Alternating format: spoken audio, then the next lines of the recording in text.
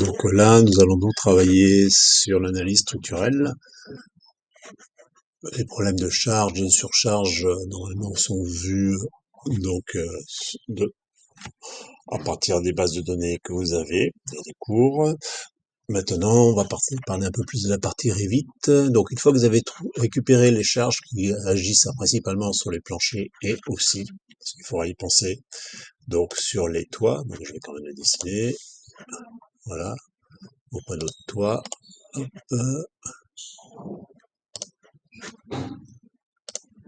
voilà, également les charges sur toiture, vous en aurez besoin. Alors, il va falloir créer à partir de là une légende récapitulative qui sera affichée sur Revit, sur des plans de Revit.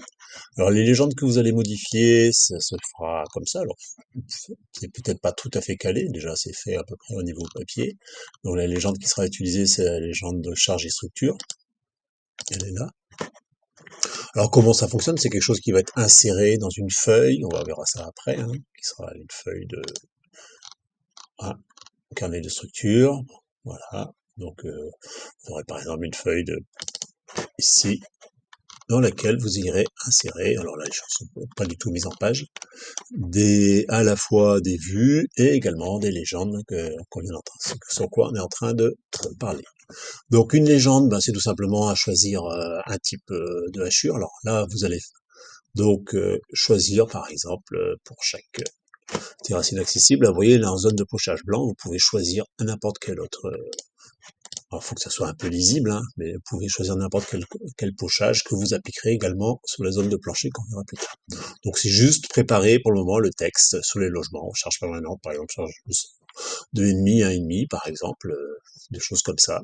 Les terrasses inaccessibles, parce qu'il y en a, je pense.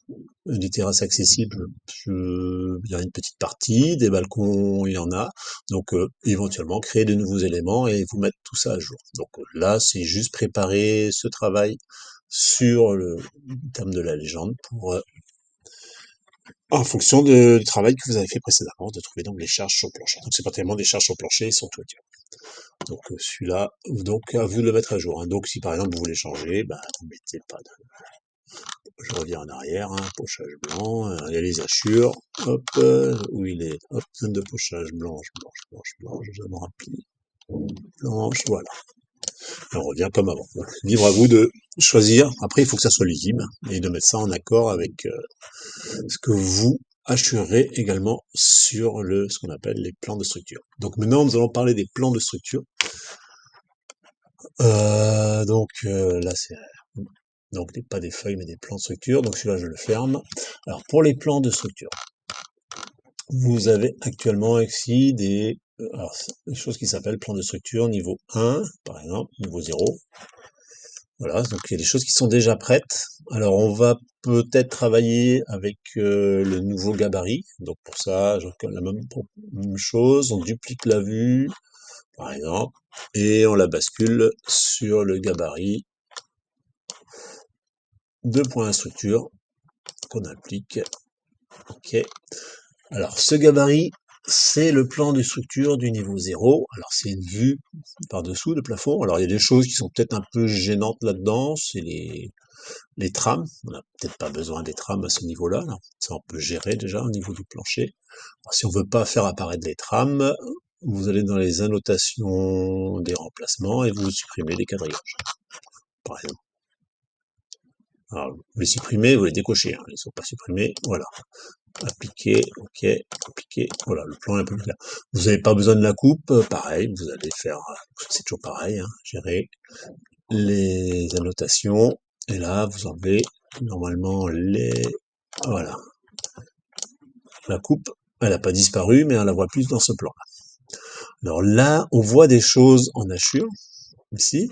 Par contre, ici, alors qu'est-ce que c'est? C'est hachure. Alors si je regarde sur la 3D, c'est assez simple à voir. C'est tout simplement la hachure, si je tourne le plan dans le même sens, la hachure correspond à un mur ici qui n'est pas porté. Hop, vous le voyez, ce mur-là n'est pas porté. Ce qui serait intéressant aussi, c'est de voir à quel endroit des murs arrivent sur d'autres murs. Alors pour ça, il suffit juste de modifier un peu le gabarit. Voilà. Vous allez dans modèle de remplacement et vous allez voir un petit peu, par exemple, tout ce qui est les murs. Alors bon, c'est un peu de la bidouille, il y a moyen d'avoir des choses plus propres, mais bon, vaut mieux apprendre à bosser comme ça. Donc là, actuellement, vous avez des hachures qui sont prêtes, hein, mais qu'on ne voit pas partout. Alors quel est le problème? Ben, c'est tout simplement que ici, normalement, vous devriez avoir des hachures, mais qu'elles sont masquées tout simplement par le mur lui-même coupé. Là, on coupe dans le mur du rez-de-chaussée et on voit pas les hachures générées par le mur du dessus.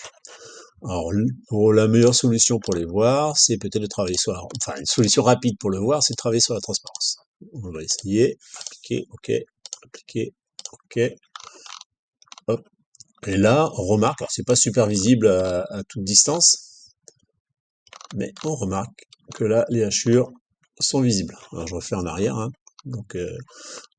Donc là, on voit zone par zone, ça nous permet de mieux comprendre ce qui se passe. Tous les zones où un mur porte sur le mur du rez-de-chaussée. Là, on a un trait bizarre. Porte, là, si on veut voir ce qui se passe vers là, c'est peut-être intéressant d'aller voir un peu de ce côté-là, pour comprendre qu'est-ce qui a été saisi qui fait le problème. Ah bah alors là, voilà ce qui se passe. Vous avez ici une zone avec allège qui arrive de là à là, a priori. Alors, là. Alors c'est une porte-fenêtre, entre guillemets, qui se tombe au-dessus d'une grande ouverture. Alors comment ça se traite ici? Pardon, comment ça se traite là? Ben, on voit pas trop bien la différence. On voit juste la coupure entre la petite zone là, qui correspond à la lège, et la grande zone coupée, qui correspond à l'ouverture en bas. Donc, c'est pas toujours simple à interpréter, ce genre de dessin. Donc là, on a juste vu une vision qui permet de récupérer les zones avec impact. Vous voyez? Ça va quand même nous permettre de bien avancer. Là, on voit, par exemple, qu'on a un mur ici, a priori, sans impact tel qu'il est dessiné. Si je reviens en arrière, hein, juste sur le modèle, voilà, avec la petite bidouille qu'on avait fait sur les murs. Si j'enlève la transparence, ok, appliquer, ok.